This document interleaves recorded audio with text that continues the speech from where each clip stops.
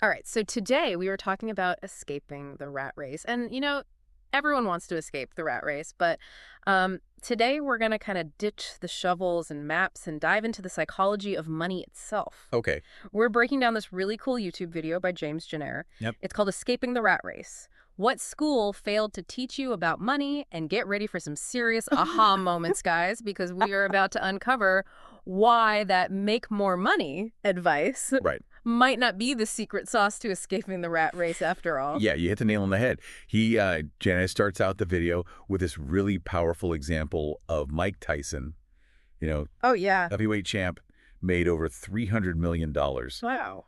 and still filed for bankruptcy. Okay, that's a punch in the gut right there. If Mike Tyson can't buy his way out of the rat race, I mean, what hope do the rest of us have? Exactly. And that's what's so eye-opening about it, right? It shows us that it's not just about reaching some magic number in your bank account. Yeah. It's about understanding your relationship with money, Ooh. how you earn it, how you spend it, how you even think about it.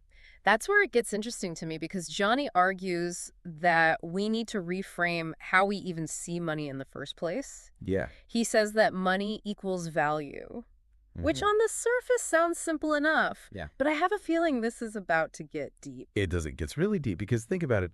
We often demonize money, Right. right? It's true. Money is the root of all evil. Yeah. But Jana presents this idea that it's simply a tool, Okay. a way to represent the exchange of value. It's like when I buy something on Amazon, I'm not handing over cash just for the heck of it. Yeah. I'm saying this product is worth this much value to me. Exactly. The money itself, it isn't good or bad. It's about the value that we attach to it and the choices that we make with it. Okay. Do we spend it on things that truly matter to us? Or are we chasing a feeling? Oh, that's a good distinction. Right. Because it makes you think twice about those impulse purchases. I'm guilty of it. Oh, yeah. Those impulse purchases, are you really getting value for your money or are you just chasing that dopamine hit? And that's really what he argues is the real rat race. Mm-hmm. Okay. Breaking free from that cycle of instant gratification, living below your means, not because you have to, but Yeah. because you choose to prioritize long-term fulfillment over those short-term impulses. So it's not just about, having a 9-to-5 job. It's about not dreading that post-weekend bank account check. Exactly. It's about feeling financially secure and in control of your choices. Yeah. And that's where this whole money equals value thing becomes so important because it's about becoming a conscious consumer, Okay. making intentional decisions Yeah. that are aligned with your values, Yes. not just your fleeting desires. Instead of being a slave to your impulses, you're becoming like the architect of your financial future. You got it. So how do we actually become, like you said, more conscious consumers? Right. It's easy to say spend less, Yeah. but like our brains seem hardwired to want that instant gratification. Absolutely. And Johnny talks about this. He calls it the ostrich effect, Okay. where we literally avoid checking our bank accounts after a spending spree. Like if we don't see it, it's not real. Oh my gosh, yes, I've been there. Right. It's like that feeling when, you shouldn't look at your credit card statement, but you do anyway. Right. And then you're like, ooh. Yeah, we laugh, but it's like a real psychological hurdle. Totally. We avoid facing these financial realities because it makes us uncomfortable. Yeah. But just like ignoring a leak in your roof, it only leads to bigger problems down the line. So how do we start being ostriches about it and start taking control? Right. Well, he talks about budgeting. That word. I know. Makes you want to go on a shopping spree. I know it's a scary word. But think of it this way, like a budget's not a restriction. It's a roadmap. Okay. It helps you reach your destination I like... without getting lost. Okay, so where do we even begin? Yeah. So he really stresses awareness. Keeping a spending journal for a month. Write down every single purchase, no matter how small. Ouch, that's scary. It can be eye-opening, Yeah. but that's the point, right? Yeah. Once you see those leaks, those daily lattes, Oh, yeah. the impulse purchases, Yeah. that's when you can start making more conscious choices. So it's not even about, like, depriving yourself. It's about, like, is this $5 coffee really worth it to me right now? Or would I rather put that towards my, trip to Italy or whatever? Exactly. It's about aligning your spending with your values. I like that. Now, on top of that, Yeah. he kind of dives into these cognitive biases that are kind of working against us. Okay. And we were talking about how our brains love that instant gratification, right? Right. Well, there's a name for that. It's called hyperbolic discounting. Okay, I'm all ears because I'm sure I've been a victim of this and I didn't even know there was a name for it. It's that tendency to choose a smaller reward now over a larger reward later. Okay. So think about it this way. Would you rather have $50 today Okay. or $100 a year from now? I'd probably take the $50 today. Exactly. Yeah. And that's hyperbolic discounting in action. Wow. We overemphasize that immediate gratification, even if it means missing out on something greater down the line.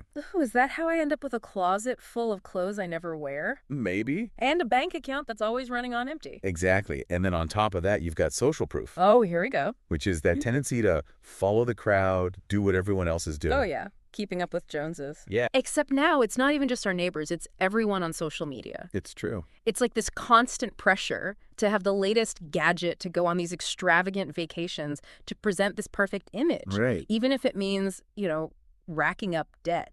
And that's a recipe for disaster right there. Yeah. Because now you're chasing external validation Yeah. instead of focusing on what truly brings you joy and security. This is starting to feel like a recipe for escaping the rat race and finding true happiness. Right. So how do we break free from these cognitive traps? Yeah, it's like we're battling against our own brains here.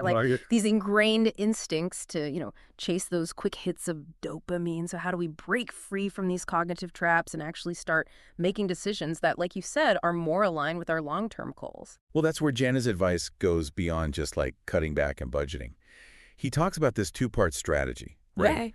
Mastering your consumption, which we've been kind of unpacking, Right. but then also boosting your production. So it's not enough to just plug the leaks we've got to increase the income streams. Exactly. Hmm. And it doesn't necessarily mean quitting your job and becoming an entrepreneur overnight. Right.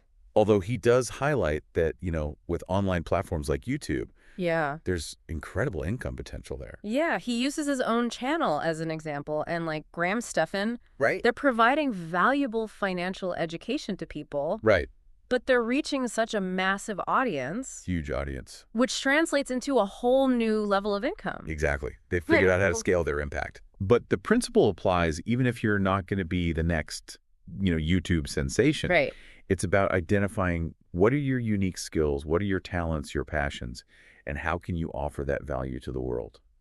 So it's not just about becoming an entrepreneur, it's about adopting that entrepreneurial mindset Exactly. of constantly looking for ways to provide value. Yes. So even something like, I don't know, teaching guitar lessons on the weekends or Right. selling handmade crafts online, those would all be considered boosting your production. Absolutely. It's that shift in mindset from being a passive consumer to an active producer. Okay. You have something valuable to offer, and there are people out there who are willing to pay for it.